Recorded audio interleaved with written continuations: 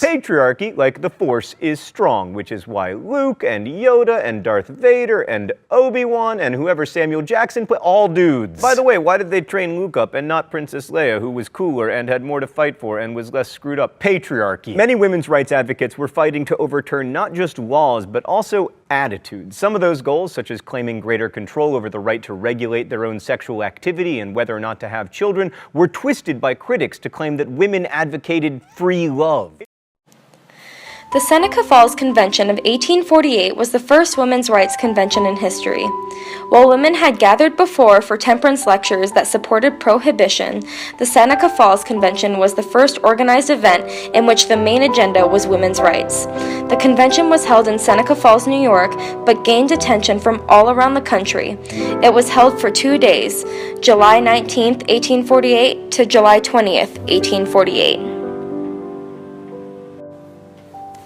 There were many important and influential people who attended the convention.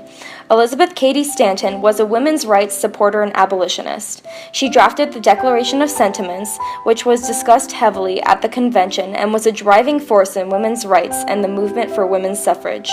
Not only was she concerned with women's voting rights, but she was also a heavy supporter of women's divorce, employment, and custodial rights. Stanton also supported the idea of birth control for women. Lucretia Mott was another important leading lady at the Seneca Falls Convention. She was noted for her extraordinary speaking skills in a time where women were typically not allowed to address the public. Mott began the convention by opposing women's suffrage rights because she saw politics as corrupt and immoral, but eventually decided that the right to the elective franchise, however, is the same and should be yielded to her, whether she exercises that right or not. Mott signed the Declaration of Sentiments. Frederick Douglass, an escaped slave and abolitionist, attended the Seneca Falls Convention. He was the only African American there. While Lucretia Mott and many others opposed the idea of women's suffrage, Douglass spoke in favor of it. He said that if women were not allowed to vote, then he, as an African American, could not accept his right to vote. He believed that women were important in politics. After Douglass's speech, the resolution of women's suffrage was passed. The Declaration of Sentiments was the most important document at the Seneca Falls Convention. Elizabeth Cady Stanton was the primary author, and Lucretia Mott and Martha Wright helped organize it. Genius in its construct, the Declaration of Sentiments quoted the Declaration of Independence in opening paragraphs. The Declaration was very controversial and rocked the boat on traditional gender roles. It called for rights regarding divorce, child custody, and perhaps the most shocking, the right to vote. On July 19, 1848, the first day of the convention, a large group of women and a few men gathered outside the Wesleyan Methodist Chapel. Women were supposed to be the only ones to attend on the first day of the convention, but 40 men were there planning on going for both days. Both Elizabeth Cady Stanton and Lucretia Mott delivered speeches throughout the day. The Declaration of Sentiments was read aloud and modified by attendees, the right to suffrage eventually added by Stanton. On July 20th, 1848, the second and final day of the convention, a much larger crowd and many more men attended. The Declaration of Sentiments was presented again and signed by 100 out of 300 attendees, 68 women and 32 men. Later in the day, Frederick Douglass gave his speech on women's suffrage. The resolution was passed by an overwhelming majority.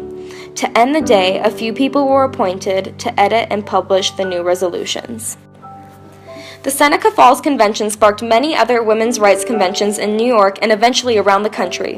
In 1852, Elizabeth Cady Stanton and Susan B. Anthony founded the New York Women's Temperance Society, which supported prohibition. In 1863, they founded the Women's Loyal National League, which collected 400,000 signatures to end slavery. The Seneca Falls Convention launched many important women into the public eye, allowing them to make a difference for women and for the country. In conclusion, the Seneca Falls Convention for Women's Rights was an immense success.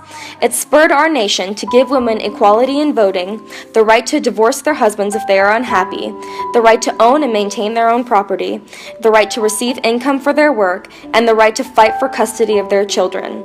Starting with this convention, women gained the courage to speak up and help shape the United States of America. Miss Independent, Miss Self-Sufficient, Miss Keep Your Distance, Miss Unafraid, Miss Out My Way, Miss Don't Let a Man Interfere.